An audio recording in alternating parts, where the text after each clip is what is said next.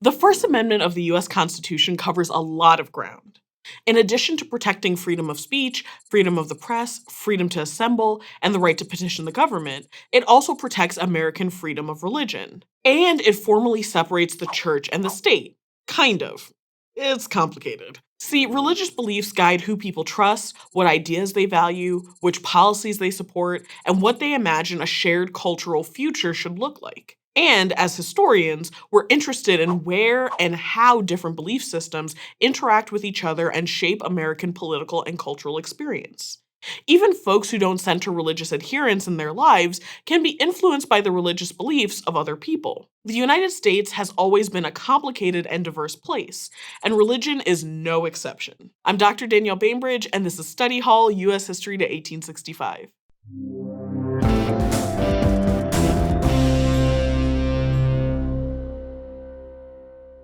In this course, we're using a broad definition of religion. For us, religion means the wide variety of supernatural beliefs that people may have. In early America, this includes organized religious groups, as well as sacred stories, folk beliefs, and shared cultural practices that help put our existence into a larger spiritual context. As we turn our historical tools towards the past, we run into some of the same limitations that we've been facing throughout this series. For example, it's tricky to get an accurate sense of how many people practice non Christian religions because Christianity was a big part of the dominant white American culture that persists even today. We can't always tell who identified as Muslim, since many Muslims were enslaved people. Islam, along with other African religions and beliefs, was often restricted, and followers were prevented from practicing openly. Not that it stopped everyone. Asian world religions are similarly underrepresented in the sources available today, though immigrants from all over Central and South Asia had been living in the US since at least the late 1700s. We do know that the first Buddhist temple in the US was built in 1853 in San Francisco by a Chinese American fraternal society called the Chi Yap Company. And we know that some prominent white American thinkers drew influence from Hinduism, Taoism, and Buddhism in their poetry and philosophy. We know that both Ralph Waldo Emerson and Henry David Thoreau were familiar with Buddhism, as Thoreau translated and edited excerpts of the Lotus Sutra from a French author, and Emerson published the excerpt in his literary journal The Dial in 1844. And Walt Whitman's work included many different religious philosophies as well. This sort of sharing of ideas is why we also have to be careful to avoid thinking in rigid categories as we imagine religion in the 19th century, even though we'll have to simplify for the sake of this video. The historian's struggle. Some people move from one religious practice to another, taking influences from different traditions as they blurred formal boundaries. Others intentionally sought to find common ground between religious groups. For example, many indigenous communities have their own unique traditions and practices, which are deeply tied to every activity and relationship in life. But we've talked before about the Shawnee brothers Tecumseh and Tenskwatawa the Prophet. They attempted to create a pan-indigenous confederation to counteract British and American expansion. These brothers and their political and spiritual efforts to unite different indigenous communities while respecting and maintaining the religious and cultural differences between the tribes helped consolidate indigenous military power in the War of 1812. In particular, Tenskwatawa was concerned with the spiritual direction of American society and sought to influence how the new nation should develop spiritually, morally, and culturally. And he definitely wasn't the only one. After the American Revolution, Christians in the US were quick to embrace religious explanations for why they won the war.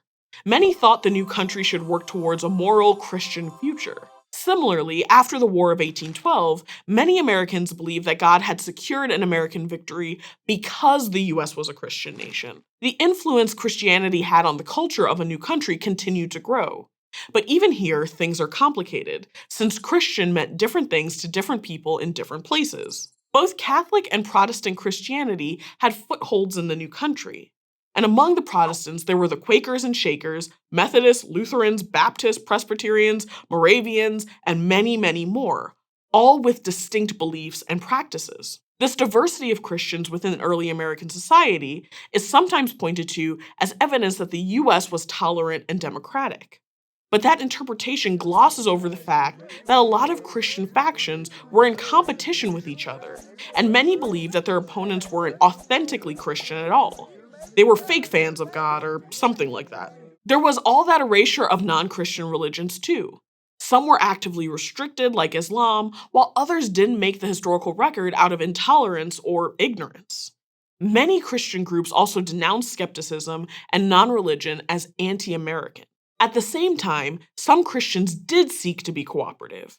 In 1816, the American Bible Society was an organization made up of different New England Protestant groups that wanted to get Protestant literature into every American home. But there's a difference between hope and reality. In this case, and others like it, these cooperative organizations tended to result in further splits and divisions between Protestant sects, creating new branches of American Christianity. But Danielle, you might say, what do all these different branches of Christianity mean for American history? And why does it matter today? Well, I'm glad you asked. Let's talk about when and why certain religious ideas have gotten mixed into US politics. If you're familiar with the phrase separation of church and state, then you might know that the First Amendment of the US Constitution directly prevents the federal government from establishing a national religion. However, the First Amendment didn't prevent state governments from keeping established state-sponsored churches. Many former colonies already had official churches, and while some of those were dissolved after the American Revolution, like in New York and North Carolina, others weren't. Massachusetts had an official church up until 1833. Still, other states like Rhode Island never had official churches to begin with, though their government was still rooted in Christian ideas. So the separation of church and state wasn't a clear line at any point in US history. And the distance between religion and government differed from state to state. But all this talk of official political policies doesn't take into consideration how religions and religious ideas are also cultural. And culture is a powerful force that influences governments all the time, because governments are made up of a bunch of individual people. For instance, we can see how geographic religious differences were shaped by the subcultures of those states, like how Christianity looked different in the South than it did in the North, and how that influenced politics. White Southern Christian leaders increasingly supported the idea that slavery was a God-ordained institution, while white Northern Christian leaders tended to oppose slavery even if they weren't abolitionists. In this case, and others like it, these differences tended to result in further splits and divisions, creating new denominations or distinct religious bodies of American Christianity. For instance, in 1816 in Philadelphia, the first independent Black Protestant denomination was founded. It was called the African Methodist Episcopal Church, or the AME Church. The AME rejected American Methodist attempts to constrain where Black congregants could sit and worship in the church, advocated for immediate abolition, and was central to organizing the Black community leading up to the Civil War. But in other ways, the AME was less progressive. The church's founder, Richard Allen, would allow women to preach but refused to ordain them, following well-worn societal ideas of how churches should be run. Meanwhile, as states increasingly turned away from supporting a specific Christian group, people went looking for stability.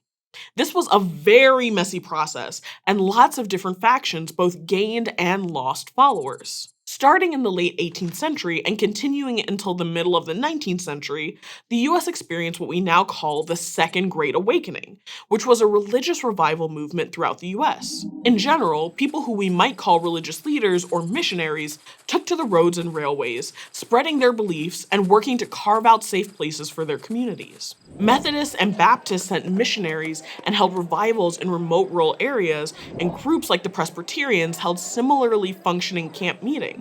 The Mormons, led by Joseph Smith, left their settlements in the West more than one time, fleeing the tensions and violence of religious intolerance. Alexander Campbell's Disciples of Christ, or Campbellites, did the opposite.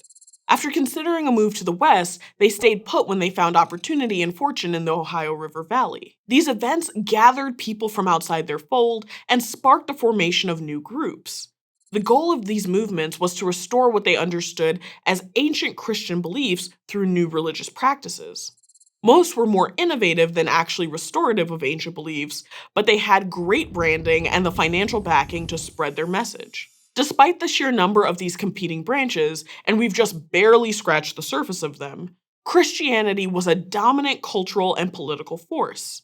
It effectively pushed other kinds of religion to the margins of American culture, where they didn't have as much structural power or influence. Human societies, including the early United States, are built from ideas just as much as they are from houses and farms and town squares.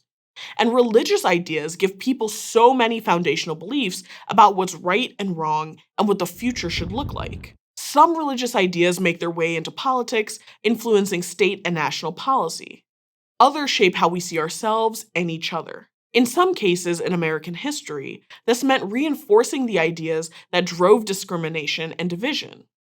In other cases, religion helped empower groups of like-minded people to enact cultural change. And as more immigrants continued to arrive in America, bringing their personal beliefs and cultures with them, the religious landscape only became more complex, as we'll see next time. Thanks for watching Study Hall U.S. History to 1865, which is part of the Study Hall Project, a partnership between ASU and Crash Course. If you like this video and want to keep learning with us, be sure to subscribe. You can learn more about Study Hall and the videos produced by Crash Course and ASU in the links in the description.